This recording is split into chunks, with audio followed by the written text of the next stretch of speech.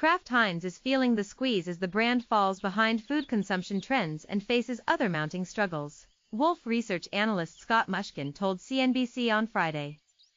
Management is catching heat from its connection to cost-cutting private equity giant 3G Capital, but the food and beverage giant's revamp of products, such as Oscar Mayer, is just falling short, he said.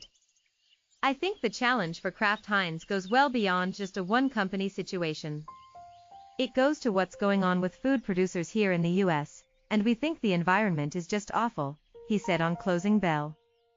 The company needs to find a new recipe as population and healthy eating trends noticeably alter consumption habits, he said, pointing out declining birth rates and increasingly popular pure food campaigns such as Meatless Monday.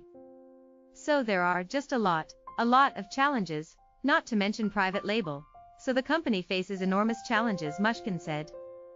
They have reinvested in their brands, but it's just not working, and it's maybe even worse because it's not working than if they were just cutting costs and not reinvesting. Jeff Robards, the global head of consumer food at Alantra, who also appeared in the closing bell segment, said large food companies could address those trends with the right growth strategy. But the problem for Kraft Heinz, he said, is that throwing marketing dollars won't find the pulse of consumers quite like innovation. That has instead allowed entrepreneurs and smaller companies to grow, he said. It's not the big food companies growing because they just aren't close enough to the consumer to figure these things out, Robards said. And you see efforts by all of these companies to try to do that. But I think the problem is they can't effectively get out of their historical way of doing business in order to kind of tap into all those trends and all that growth. Mushkin said it's time for Kraft Heinz to acquire a smaller company. His firm still has an outperform rating for the stock and a $62 price target, which is more than 77% higher than its Friday closing price.